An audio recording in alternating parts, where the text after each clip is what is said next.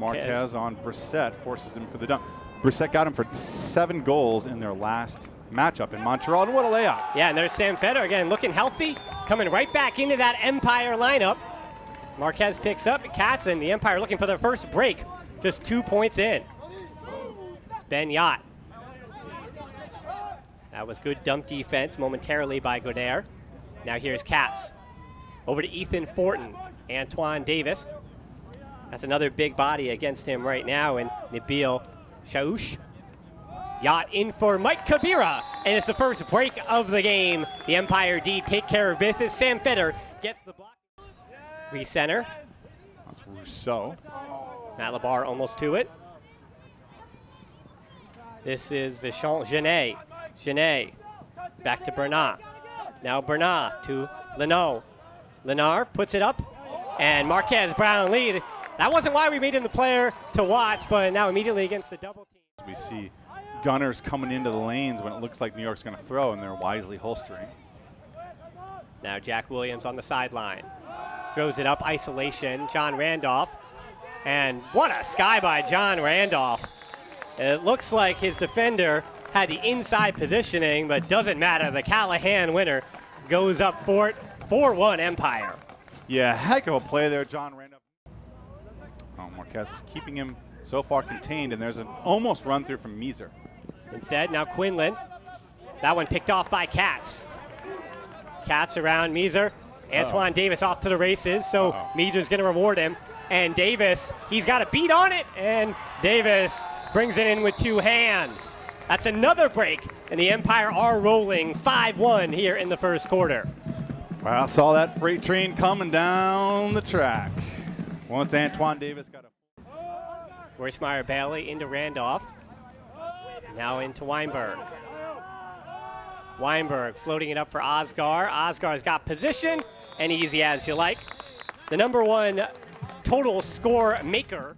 We're dating ourselves a little bit, Tony, talking about 11 years ago, these titles, but I was not there. Kevin Quinlan puts it up again, and this is Quentin Bonneau, and Kenton Bonneau pulls it in. That's goal #3 for him on the season, getting the better that time of Mike. The fake in for Osgar. Now 10 seconds remaining.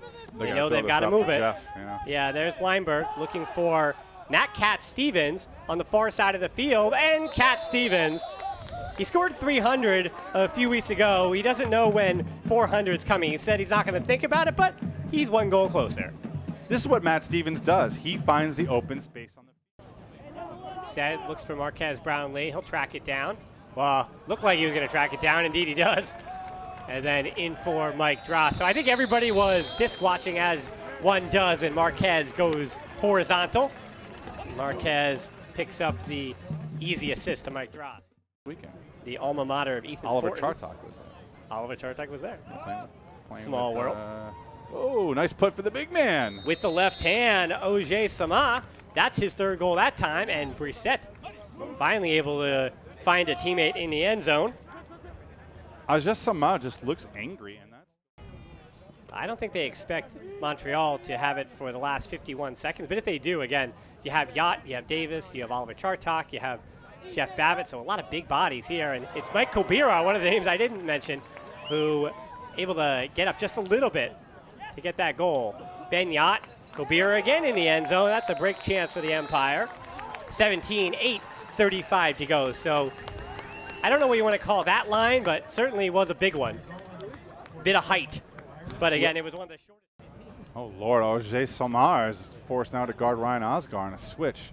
Now he's on Randolph. Here's Sean Randolph, had an uncharacteristic drop in that first half. One of the very few, we'll say, mistakes that we can speak about. A little bit of a blade that Elliot Chartok handled. Now Chartok goes cross-field into Cat Stevens, and again, going cross-field. Cat finds that space in the back of the end zone. That's how he does it, and usually if Matt Cat Stevens has to down they said they were excited, America. and that was the thing they looked forward most to doing, is playing other teams and getting out and facing a benchmark team like New York. Call them some of the big name players, the big accolades for this team. Wow, beautiful hammer there from Marquez. And still out of the end zone, Matt Labar tried to make it back-to-back goal. Instead, he has to make it a goal and an assist, and Sam Feder returning to the lineup, started this game with a big block and set the tempo, set the way this game was going to go for the Empire.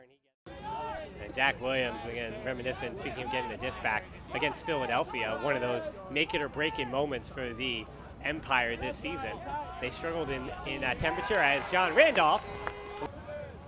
I think that's another risky throw here.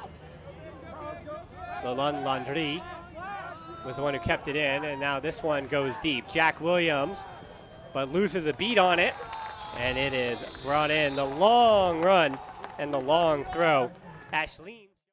But as we talked about, he's in part also taking a little bit of that pressure off of Babbitt, as we mentioned, where Babbitt can kind of take this game in second gear as Auger Sama able to nice throw. Keep possession for the Royale, and it was Sam Feder. Did he take it out of the hand? No. Your defensive O is very solid and very good. And this is not a strong point for this team last year, but it really has been excellent this year. They've really improved on their offensive efficiency when they create the turn. As Katz blaze it into Davis, and Ben Katz, the assist man. Happening again this year between Joe Richards and Joe Merrill. Yeah, losing Joe Merrill was a serious factor for DC. Even gaining Tyler Monroe and those initiations in the middle space, as well as Alan Kolick coming over, Christian Boxley returning. So they have had a ton of players. As Kobira, yeah, he did so much on that point. Unfortunate for Kobira to wind up having to look up at Kenton Bonneau, but for Kobira, he can, with a little bit of solace, say that a lot of players have looked up at Bonneau as his Empire history, along with Matt Cat Stevens. The 4-minute-long point. And then Mike Dross played the second on the D-line, of course, as Gibran getting an easy block here.